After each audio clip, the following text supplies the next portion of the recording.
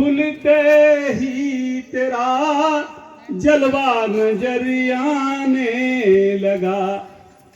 मुझको तेरे इश्क ने पहुंचा दिया ऐसी जगह जिस जगह से अर्श भी नीचा नजर आने लगा। दूसरी संत की बात है कि जिस जगह से अर्श माने आसमान भी नीचा नजर आने लगा। मुझको तेरे इश्क ने पहुंचा दिया ऐसी जगह जिस जगह से अर्श भी नीचा नजर आने लगा। पर्दे वहदत में कैदी बंदगी जाती रही। कैदी बंदगी कि मंदिर मिलेंगे, अयोध्या मिलेंगे, मथुरा मिलेंगे, ये कैदी बंदगी। पर्दे वहदत में कैदी बंदगी जाती रही। मुझको मेरे आप में, मुझको मेरे आप में ईश्वर नजर आने लगा। जब आत्मा परमात्मा का पर्दा हट गया, पहले से पर्दा हटा तो मुझको मेरे आप में ईश्वर नजर आने लगा। दस्त में मजनू के अरमानों की तस्वीरें खिंची। हर सजर जलवा तेरा लैला नजर आने लगा। यानी पत्ते पत्ते में वो दिखाई देने लगा। जो सब में व्यापा था वो सब में दिखने लगा। कब? जब हमने अपने अंदर झांक लिया, अपने अंदर पहचान लिया, अपने अंदर हम उसको जान गए।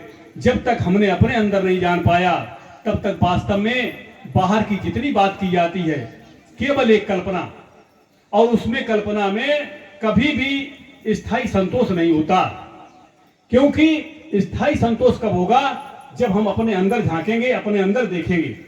अब वास्तव में जिसने आत्मानुसंधान किया, जिसने अपनी आत्मा को जान करके भजन किया, उसने ही वास्तव में जाना, नहीं तो जान नहीं पाए।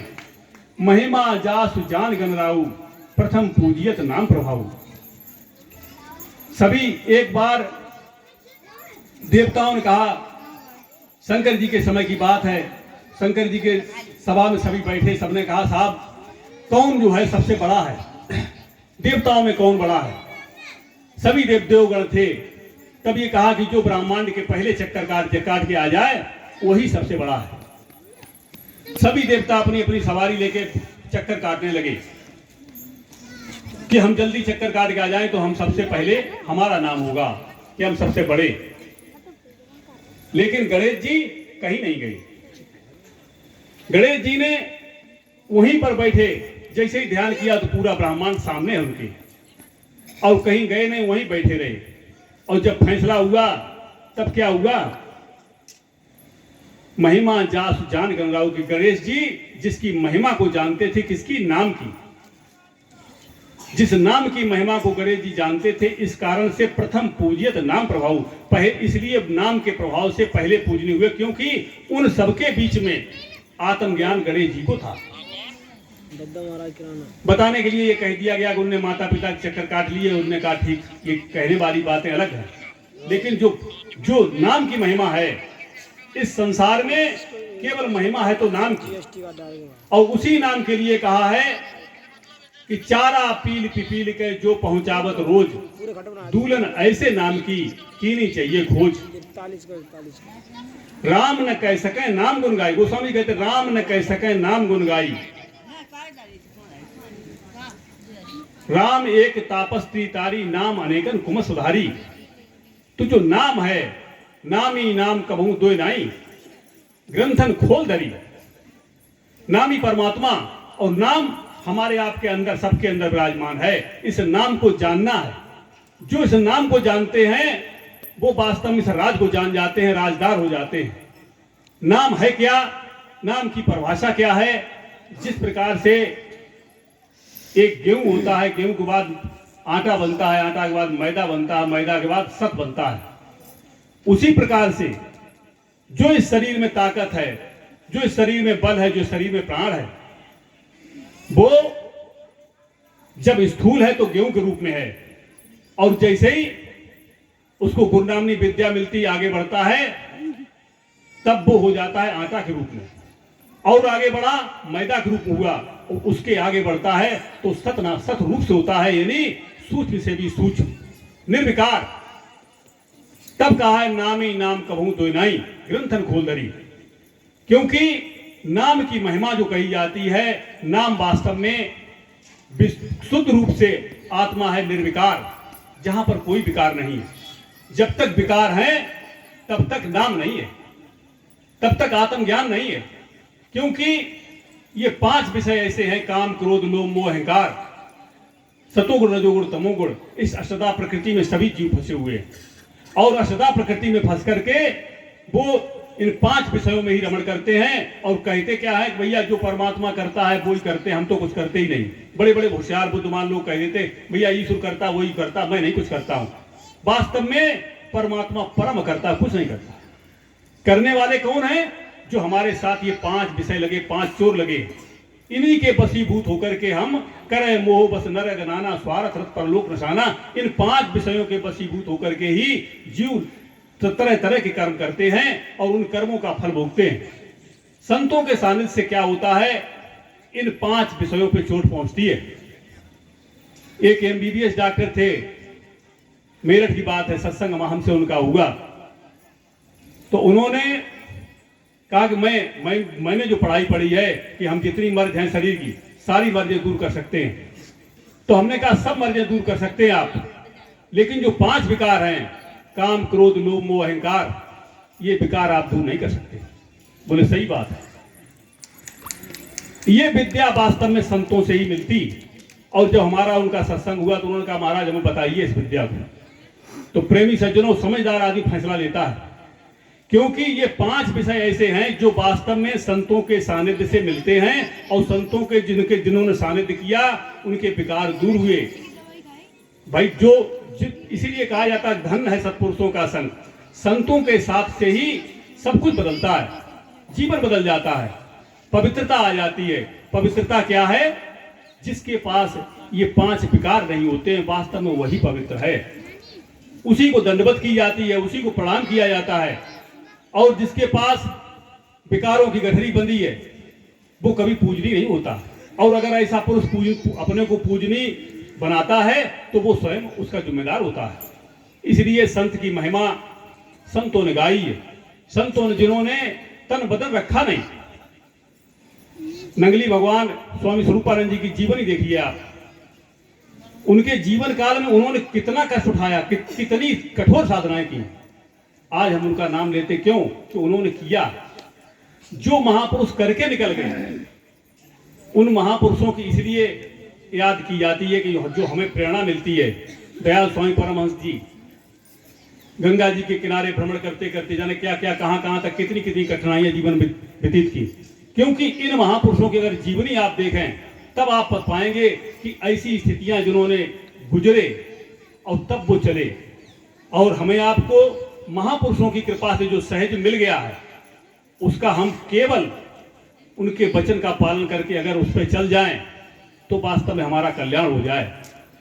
सारी की सारी बातें बताई, जैसे उनके तले की वस्तु गगन ठहरावे, गुरु जी के शब्द सर से, सो सूरा सो पूरा, बल में वह बरते, कि बल में वह बरते, तले की वस्तु गगन ठहरावे, गुरु जी के शब्द सर से, सो सूरा सो पूरा, बल में वह बरते।